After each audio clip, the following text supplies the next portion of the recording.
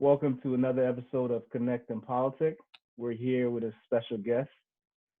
Please introduce yourself by telling us your name, where you're currently located, and your favorite snack. Oh, so my name is Fred Allison. That sounds completely American, but I'm Nigerian. My middle name is Boma. I'm in Lagos, Nigeria. Snack, huh? Snack. I'm thinking, should I say my American snack or Nigerian snack? Say both. You can American. say both. Okay, so American snack. It's got to be like some kind of chocolate. Oh no, let me say the biscuit from the UK. So I get this biscuits from the UK now. Caramel, salted caramel. This is like my favorite salted Nice. caramel. Um, Nigeria, snack. So I started. Um, Actually, we're in a lockdown situation. So maybe when you're watching this, you might not know this. We're in COVID lockdown situation. So I found this thing. It's like it's millet grinded. In the north, they call it furo de nono. So it's millet, right? Uh, And then it's made like paste like yogurt. And then I put fruits in it. So I put we have this fruit called a mango fruit here called sherry. So it's uh, like mango in America, but it has this. It's a different taste. It's not common. Like you eat sherry mango, you know. So I put like mango in it. I also put international stuff like kiwi and grapes. But it's a combination of all that and banana, and I eat that now all the time. So I actually say eating it to boost my immune, but now I just love it. nice, nice. Actually, this reminded me. I thought what you were gonna say is, you know what I thought you were gonna say? No. Okay. I know. Remember the plantain chips that we used to get Yeah, around yeah, yeah, the yeah, Lincoln yeah, Circle? yeah, Yeah, yeah, I thought yeah. that's what you were So, gonna say, but so yeah, so plantain chips was my favorite before this new discovery.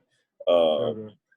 and before this new discovery, before there's something called sour sop. It's like fruits too. It's like it's healthy too. But someone posted it or something, and I saw it and I just loved it too. But this Yeah. particular right now, so I guess it's shifting. But right now is this fura de nono with fruit. So it's like yogurty, but it's local. Like you can't Okay. like they make it in the north, so you wouldn't have tasted it unless you get it shipped or something. Yeah. Nice, nice. Yeah, those plantain chips.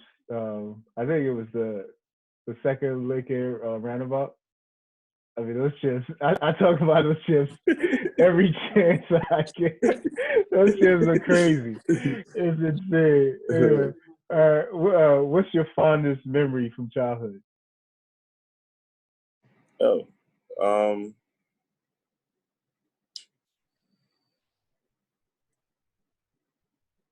so fondest. Yeah. That means I have to pick one, Well, right? no, I mean, if you have a few, you can pick Okay, any. so one of them was I used to have my first dog was called Skippy.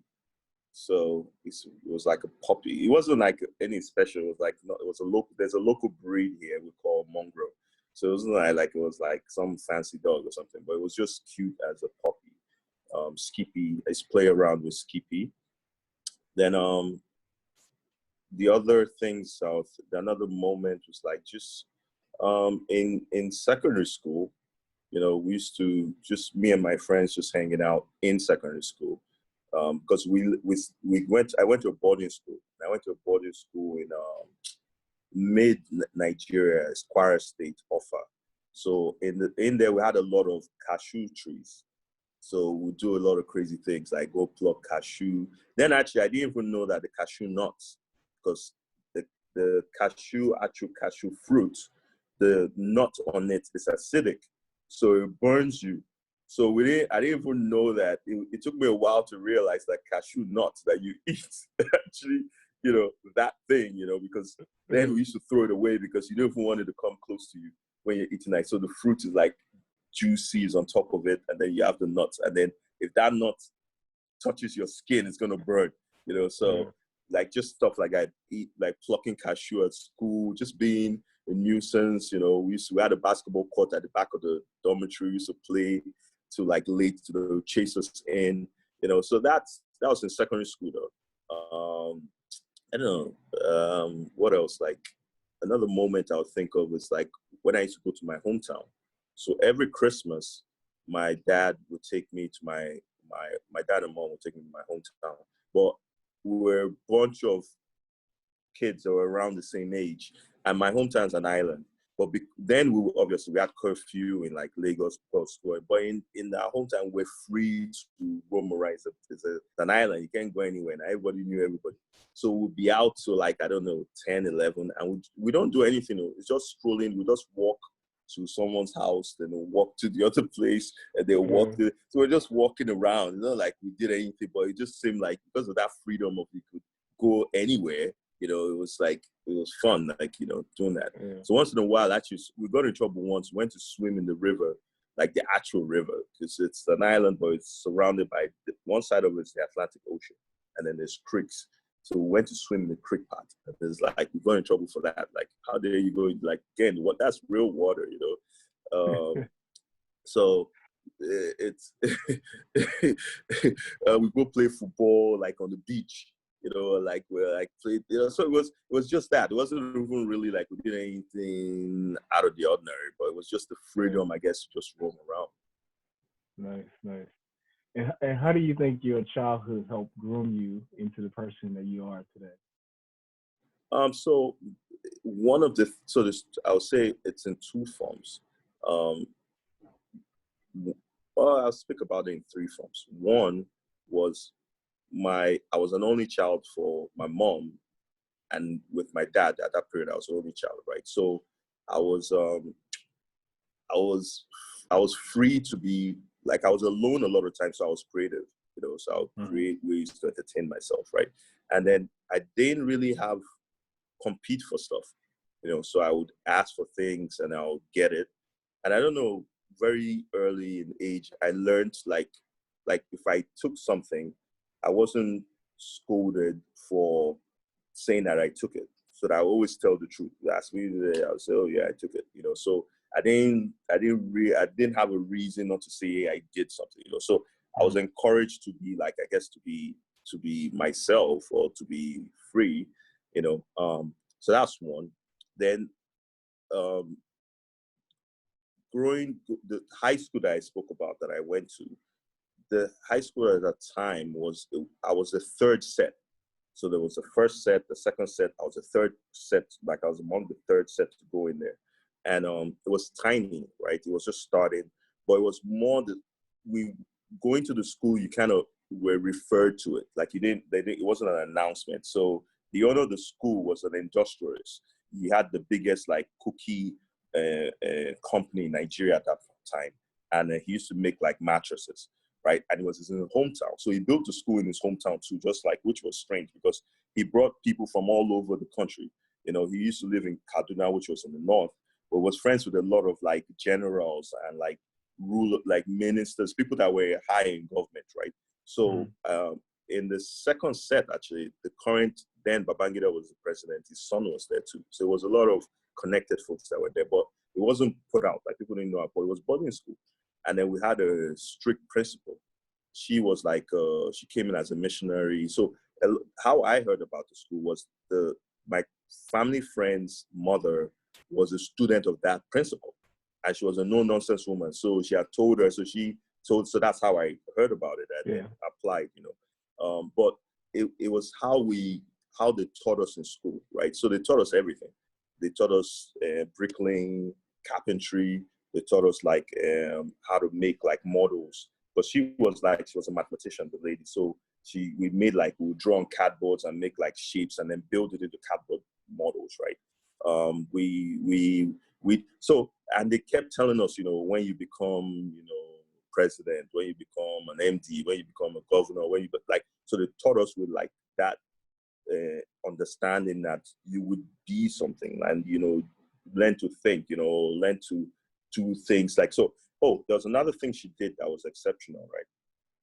So because we're the third set, they kept changing rules. So first, the guys before us came with like street clothes. and they stopped street clothes. They started wearing uniforms because they didn't want people showing off. Like, so they wanted to cover everything that, you know, would differentiate people or would like put classism in the space, right? We used to write checks, like checks. So we'll put our money in the thing and write checks to buy, you know, so we used to bring like foreign provisions. So it means like biscuits from America, and they stopped all of that.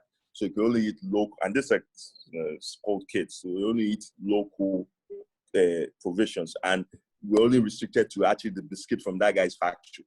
Okay, so we eat biscuits and milk. You know, so all of these things like just made you couldn't use what you traditionally use in Nigeria to be cool. Like, oh, I travel all the time, or I have Nike shoes. Like, you wear sandals like everybody else. So you have to develop your own thing. So we're encouraged to do sports, like to come up with like at one point we created one board game, and then we used to play our board games. Like, we would just create, like, we just so indirectly allowed you to develop yourself. But it was that. And then the other thing was, as I said, they used to tell us that, like, when you become, you know, the leader, you know, because I remember one time we were arguing, like, so if I'm supposed to, why would I learn carpentry? What am I doing? Am I going to be a carpenter? I said, no, you need to learn everything. So it was almost like it was a balance, you know. At one point, we even went to Jos. So Jos is like in Plateau State for something called Man War Camp. So it's a military. So the military go there for like training. So we went there for like 1 week, you know. So we had to do like rock climbing. We had to do abseiling. We had to do parachuting, you know. Not like parachuting like you do in the West. So we just climb up a tree and jump down, and people hold you. It's not like it's not like it's so bad.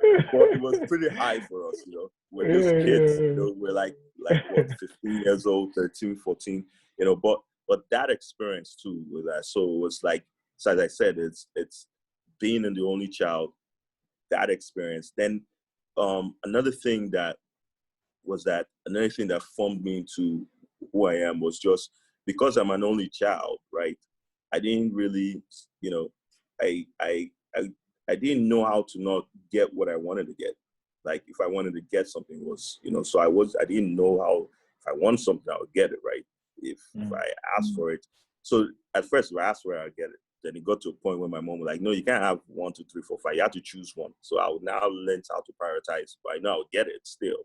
You know, so I think those things transferred to now. If I want something, I'm not thinking how I'm not going to get it. I'll just say, okay, what do I have to do to get this?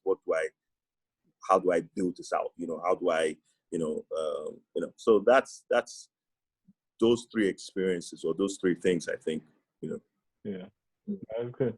What's something in life that you're not willing to live without? Willing to live without. I'm not willing to live without pursuing purpose. Like, that's like, now there's no compromise to that. Like, it's got to be that everything I'm doing it's going towards the purpose that I've identified as what I'm supposed to do. Right now, I know that the purpose of my existence is to help people in this Nigerian space come into what they're supposed to do, right? So, like my business, a lot of all the guys I work with, they're not experts. They're not like, I'm in the creatives, so they're not like filmmakers or anything. They just had passion, right? And then you bring a scenario in which you give an environment where they can learn, they can harness that passion, they can harness the drive to be able to learn.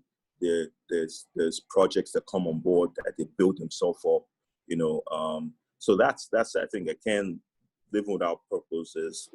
That's not. I don't see myself any other way now. Yeah. What are your favorite things to do for self-care? For self-care. Oh, I don't know if I've just started doing that. I don't think I've just been going. So now, as I said, eating better, you know. I even drink soya milk now. So historically, I'm not one of those people. I don't put on weight, so it doesn't. How I look doesn't necessarily mean I'm healthy, right? I don't. Yeah, I'm like I can eat anytime, I can eat anything, and doesn't tell, right? So not just being cautious, just eating fruits, as I said, eating that yogurt thing, and then just exercise. It was just walking, right? yeah, Exercising.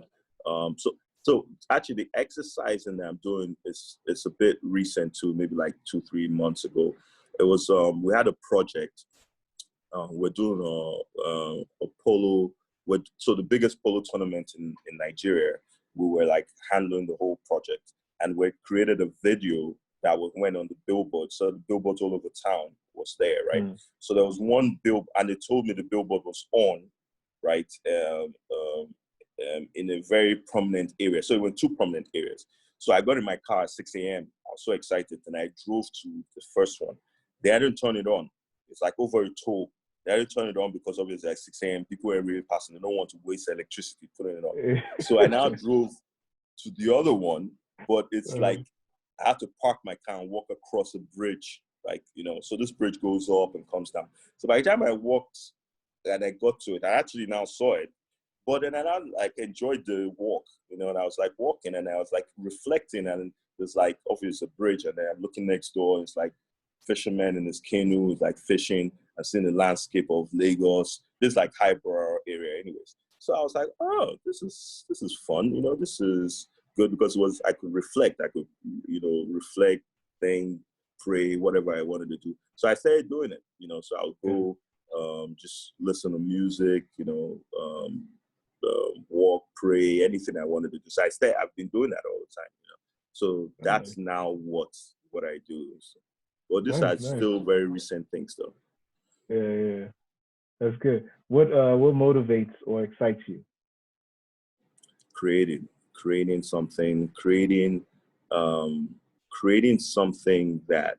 So naturally, I'm driven by like how people think and make decisions, right? So that combined with create. So I also enjoy creating, like bringing something, birthing something, bringing it into reality, right? And then ultimately, how that interacts with another person. So how that person sees it and interacts with it, it's like what really gets me excited. So creating and how, because I like how people make decisions, what are they thinking, how do they, how do you influence that decision or how are you involved in that decision? So the combination of those things is like what I really enjoy. Yeah, nice. Yeah, I mean, you've alluded to this, but what do you do in your professional life, and how did you get there? So I do media. Media. When I say media, it's so video, visual effects, motion, storytelling, just creating content, right? So how did I get here? I've always been creative, actually.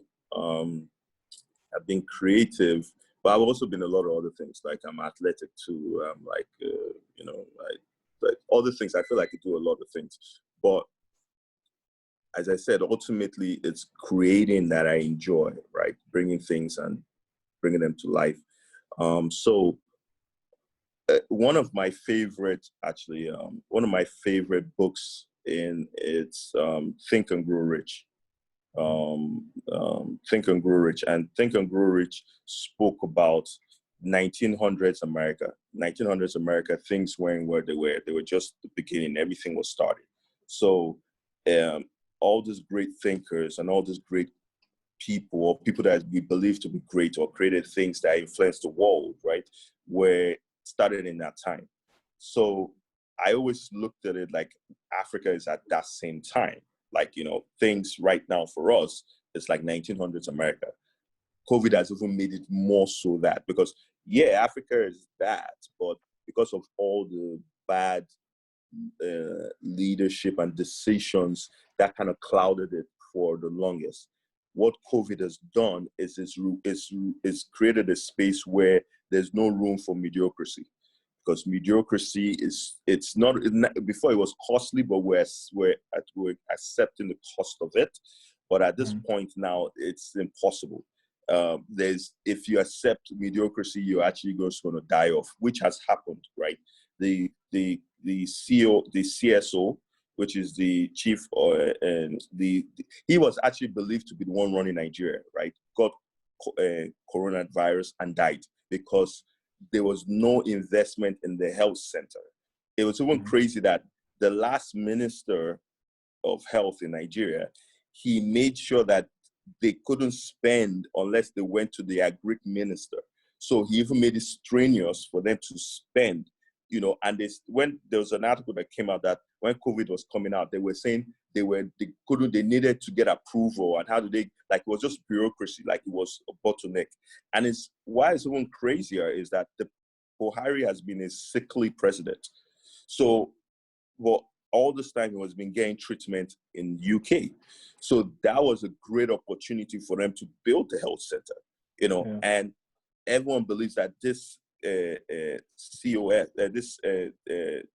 COS was the one actually running the government. He was the one making all the decisions, because Buhari had made sure that all the ministers and everybody went through him. So he's the call is on his table, right? And he takes it to Buhari. So you don't know what he says, what Buhari tells you, what he says. So he's the one that determines. So he determines who's going to be minister. So he was extremely powerful, and he just died. He got COVID. He went to Germany to discuss some things about electricity, about how we can improve it. And he came back, got it. He's passed away. So that's clear in everybody's eyes that mediocrity cannot continue, right? So basically, what am I saying? That we're in 1900s America. Like, things now is open for people that are hardworking, people that want to create real legacy or want to create real value, for the environment, and it's like just the times, like, as I said, 19, like that thinker, and it's basically think and grow rich. What you think, you create into reality and become something. Then people consume it and it becomes their reality, So it wasn't like I ultimately figured that I would do media. I always loved media anyways. From America, we used to do entertainment together. And so it was like, after that, I started doing dabbling into videos and visual effects. But I didn't understand the value of what media and being able to communicate something to someone visually, right? So the power of that, like, it's so powerful because you can sway anybody.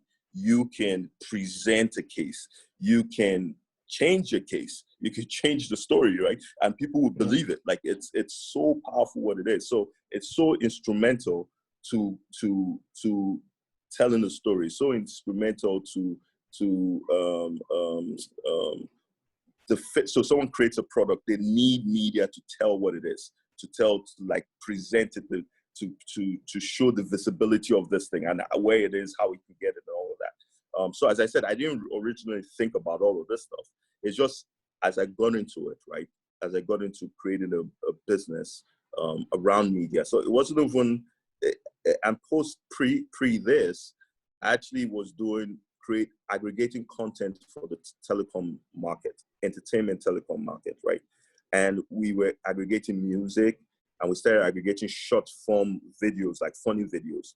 So I now just thought, why don't I get cameras, and then these comedians that are creating content and put it on social media, I can actually create an actual show, like a real show, like something like Fresh and Bel-Air, and we could copyright it and make sure, like, we have, like, it's something that go from intangible to tangible and put it on the international market. So it has to be international standards, right? That was my original thought. But as I started building a team around that, or to do that, people started asking me, can you shoot this for me? Can you shoot a video for my company? So it just took us in a way where I now started building a business that actually does all sorts of forms of videos, like all sorts of forms of media. So we're creating like graphic designs, logo designs. We're creating like print documents, company profiles. And because of my training too, obviously, I wouldn't just go, like, if I want to create something about you, I want to understand your market. I want to understand what are the drivers in your market, what is your competitive advantage, to be able to to be able to create a media product that speaks to you, right? So all of that is just morphed into this, creating this media business. And our focus actually is we're creating the African dream through media. So we're using the African dream is, to be king of your own story, to be able to be excellent at what you do and, get value for it, to be able to improve lives with it, to be able to get livelihood from it, So that's it in a nutshell. Nice, nice, nice. What's one thing that you would love to learn that you haven't gotten to yet? Learn. I don't know if so learning for me is a bit different. I'm an experiential learner. So I like to experience things. So one of the things I like to learn is like really learn other people's cultures. Like I've never been to Asia. I haven't been to Asia yet. So if I would go to like Asia and learn about their culture, what's their nick or so that's the thing I haven't done, and even if I went to Asia, there's still so many, so it's never ending. You have to go, you also have to keep learning and learning about different things, so, but in an experiential way. Yeah. Nice, nice. Yeah, that's good. Can you think of any advice that you would give your younger self? Yeah. So one thing that there's a couple of things I've come to realize, right? So it's one is that things that you think when they're happening to you, right? It's like the end of the world. It's not really the end of the world, actually.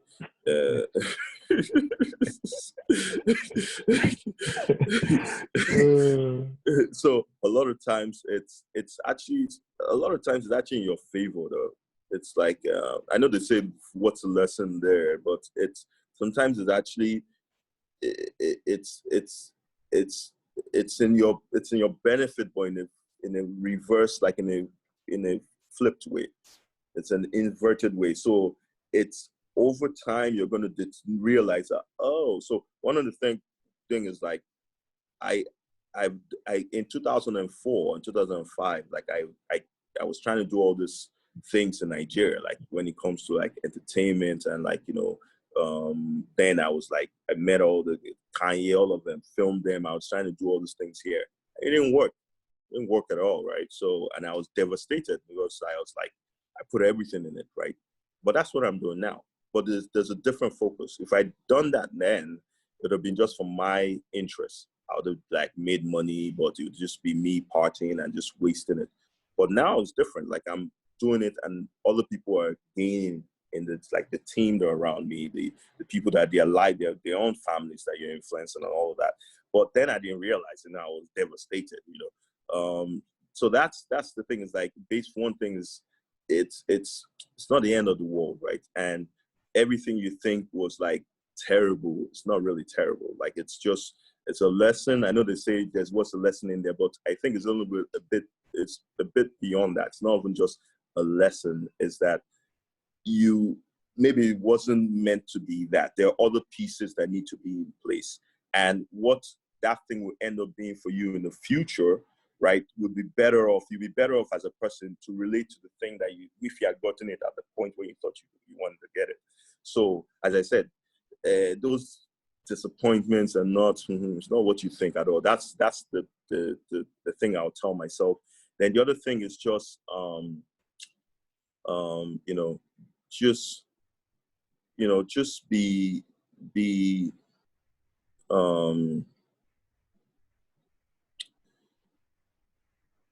give it all you've got every time you have a chance to do it. Give it all you got every time you have a chance to do it. Just give it all you got. Like it's that's really at the end of the day what is the differentiating factor, is the thing that sets it apart, is that you give it all you got. So 3 days ago I had a conversation with my team, right, and I played the Jordan video that's on Netflix now, Last Dance. and we were analyzing it because I was trying to use that to contrast like our business. And I was like, look, like Jordan wasn't the best player in his house. So, but he that thing shows how he gave it all he got once he learned how to, that he needed to give it all he got. So once he learned that, he always gave it all he got. And that was always the differentiating factor. It wasn't like he, like, even when he got drafted, they said that they didn't, like, the guy is in 7 feet, they didn't expect anything out of him. He didn't even expect to be what he became, you know, but it was because every scenario where he had to give something, he gave it all he got. And because he gave it all he got, that's what made him continue to be what he was and ended up being. So it wasn't like he did anything spectacular. He just gave it all he got. He put everything on the line. Like, he worked it hard. He worked the hardest. He worked harder than anybody. He just worked beyond, and that was giving it all he got. So every time he had the opportunity, he was giving it all he got. So, yeah. Nice. What's the best advice you've received? Oh,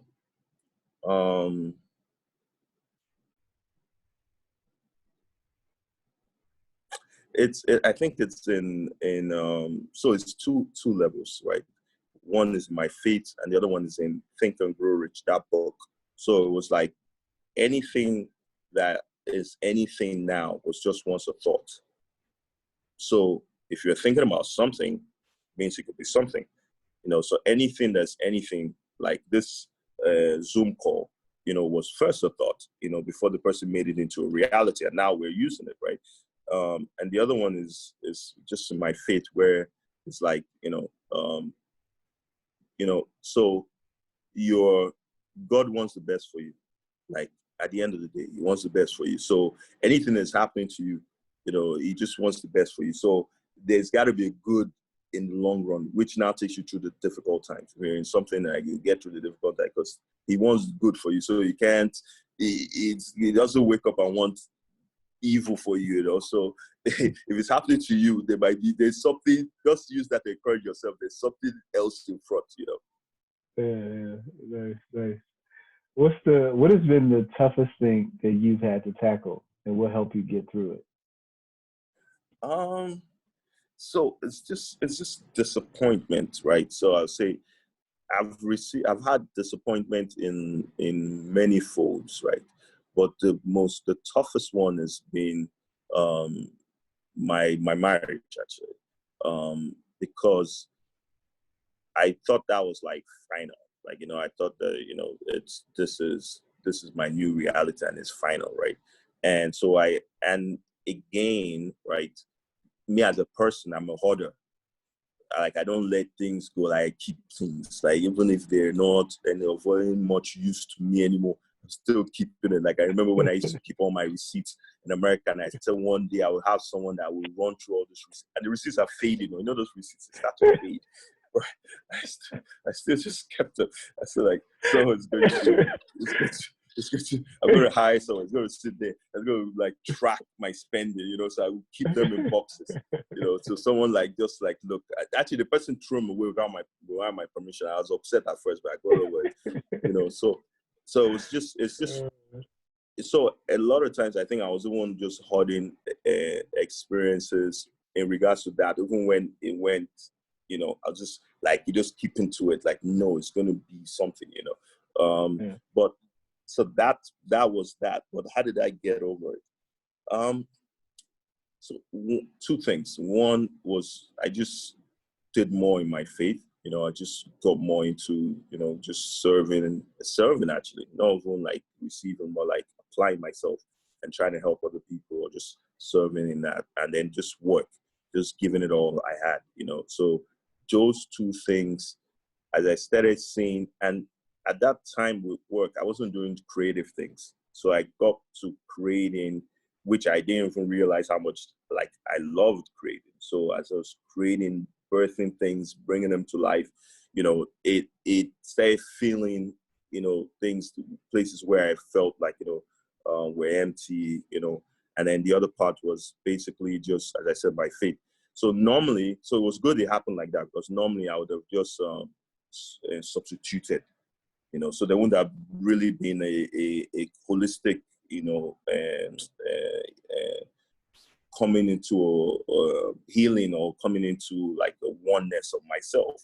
I've just been still dealing with that issue, but I substituted that person for another person. But this helped me, like, so I was doing what I enjoyed, which was creating, and it just brought like joy and things that I'd even forgotten that I had inside of me, right? And just my faith, as I said, just understanding God wants the best for you regardless, and I was serving, so I wasn't even taking, just giving of myself. So as I was giving, I guess there's principles in faith where as you give, you get. So it's not like you go to take. So you give, you get. So I didn't even know that was really happening. Yeah, no, that's good. What makes you happy? Creating, and just being with like loved ones, friends, hanging out, and just reminiscing, just being silly, that. Nice. Traveling too, traveling and experiencing things. Yeah, travel is good. Okay, so here's a fun question. If you won the lottery tomorrow, what will you do? What would I do?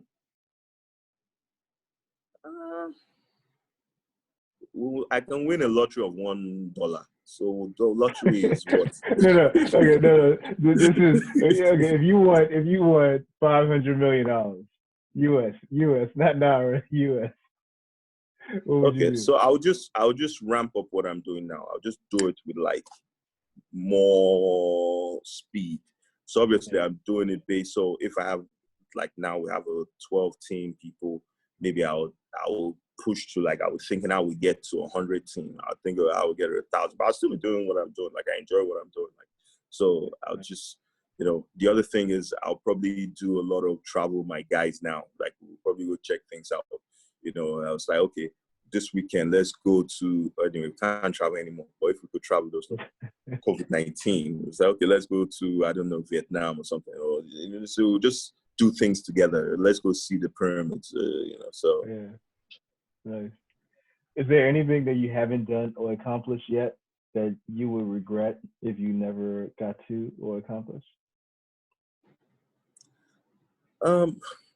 Anything I haven't accomplished, I think we're on the way to it. So, not really.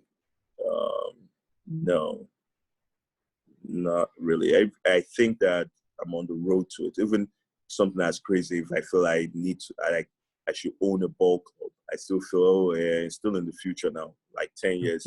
So maybe if I was reflecting at 95, I'm like, chai,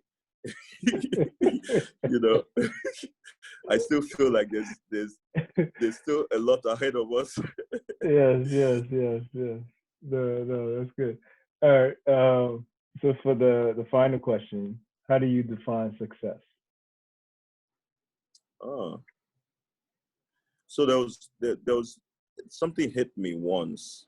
It was actually my ex-wife's boss's office. I was sitting there. She shares an office with him, and someone came to visit him. And I was just sitting there with them. I don't even know if he even knew what it was but I never thought about it that way. So the person I asked him, like, how many people do you employ? And he said, 44 people. And I was like, whoa. At that time in Nigeria, success is basically what car you have, where you drive, where you going, da, da, da, da. And they have like slangs for people like that. So they call them, I want big boys. That's them big boys. Like, these are the big boys. They drive Range Rovers or whatever, da, da, da. So for me, I was like, when he said that, I was like, oh, this is actually the I want big boys. Like someone that, because you wake up every day, someone else can eat, someone else can pay bills, someone else. So for me, it's like success is the person that can change humanity, or that can brings that kind of value to people's lives. Like because you woke up today, 10,000 people have what they're doing that day, or because you woke up 1 million people have what they're doing that day. To me, that's what it is. And obviously it comes with all the other things, but people don't know. Like if 1 million people would have their livelihood because of me, then I would definitely be able to buy 1 million Rolls Royce if I wanted, but that's not the measure. Yeah, no, that's a good way to end. Well, we connected, we politicked, and we will do this again in the near future. So I'm gonna